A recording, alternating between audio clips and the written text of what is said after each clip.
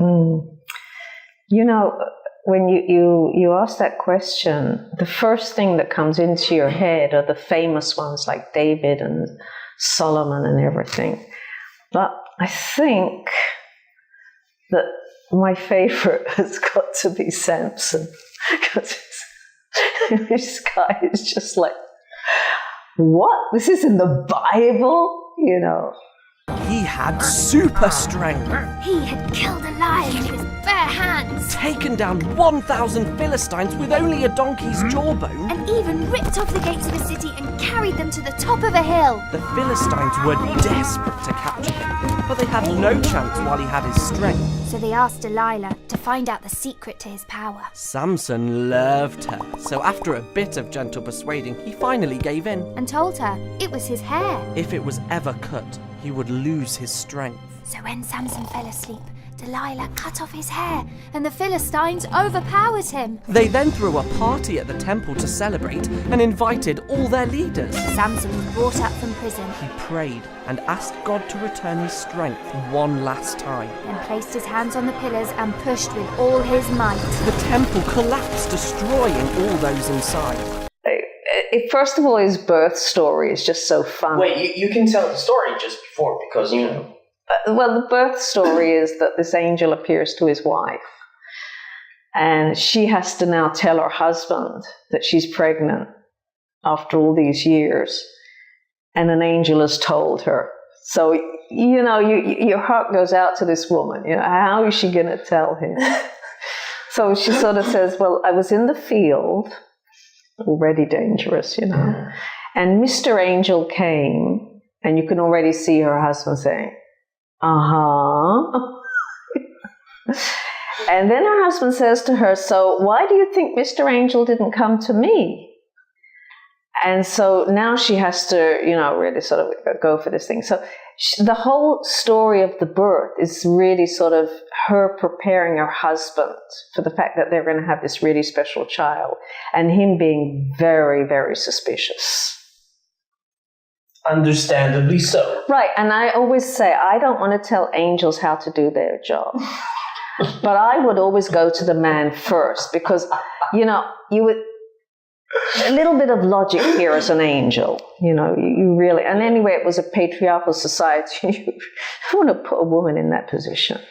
So you start out with this amazing birth story. Yeah. I mean, don't get that for David or anything. So I think we just have to say that Samson, or well, his name actually is Sonny Boy, and he has then this great story, you know, how, and who does he fall in love with? Philistines, you know.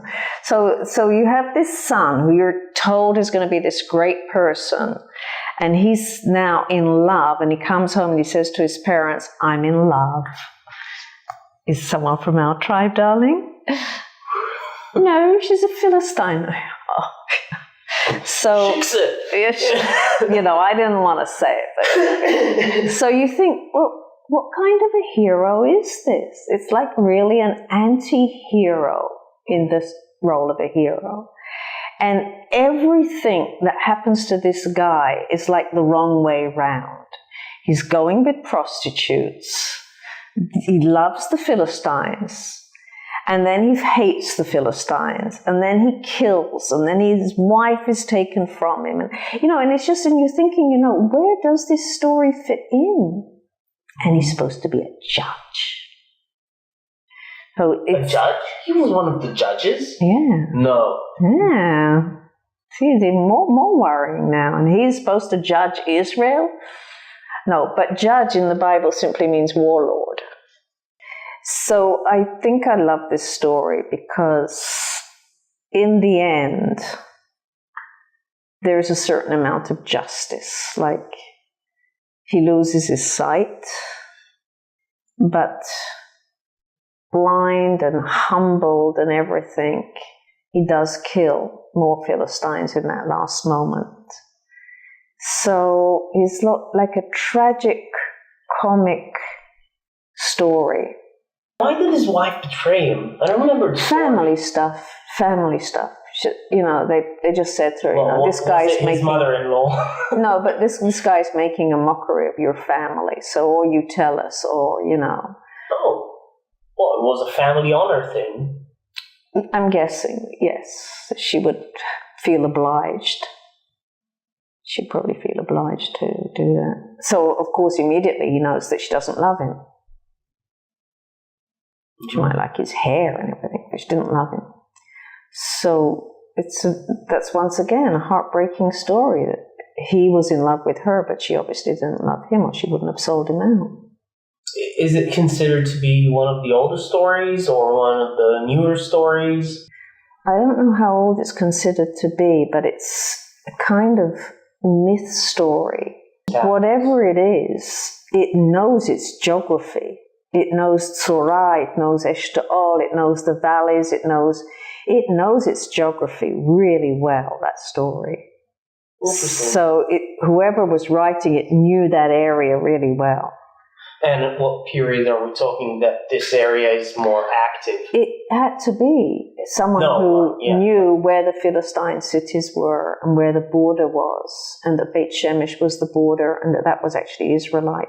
So it has to be, the Philistines basically disappear at about, let's say about 700 BC. 700 BC, so it has to be one of the older ones. It's an old story, but it was like a popular myth legend story. Yeah. So that's your favorite one? I think so. I just cut short everything. But if I had to write, I would have a non-ending book because there's so much going on there. My favorite story is Ruth. Yes, beautiful story. It is my favorite story in the Bible. Because it's beautiful? Everything about it. Long time ago, there was a wealthy and kind man named Boaz. He lived in Bethlehem. One day, Ruth, a poor widow, happened to go to his field to pick up grains for her mother-in-law, Naomi, and herself. Boaz was extremely kind to her, especially because she was such a good daughter-in-law, and allowed her to pick up baskets full of grain. Boaz became very fond of Ruth, and so, a few days later, he asked Ruth to marry him. The Lord blessed them with a son, whom they named Obed. The people of Bethlehem were very happy, and they praised the Lord. One of the women went and said to Naomi, "The Lord has given you a grandson to take care of you. May the boy become famous in Israel." Naomi loved the baby boy and Ruth with all her heart.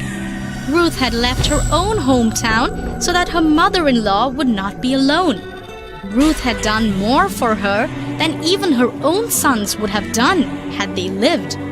Naomi picked up the baby boy, held him close, and took care of him. She knew this child would bring new life to her and protect her in her old age. It was because of Obed that the kings of Israel were partly descendants of foreigners, since his mother, Ruth, was originally from Moab. Obed had a son called Jesse, whose son would become King David. So although the Israelites were special people, God used others as well to carry out his plans. Oh! It's a moral story as well, that if you get on with your mother-in-law, you're going to be very rich. God is sort of saying, you want to get on with your mother-in-law. At that time, or 2,500 years ago, this was an anti-Ezra story.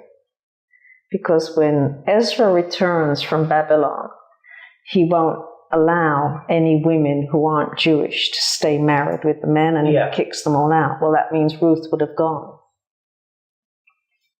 So it's an anti-Ezra story. Well, okay, if you want to kick all those women out, what do you do now with this story?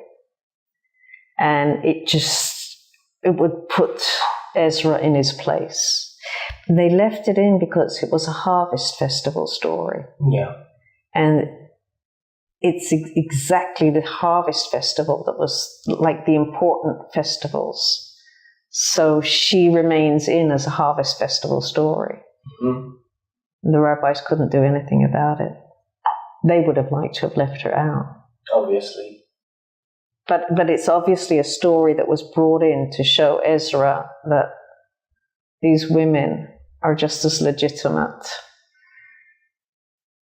as everybody else. If you'd have asked me what is the most beautiful story, I would have said that one. It's the most beautiful story. Okay. So it's not your favorite one, but it's not my favorite, but it's the most beautiful story. It really is a beautiful story because it goes from tragedy to success in such a beautiful way. Mm-hmm.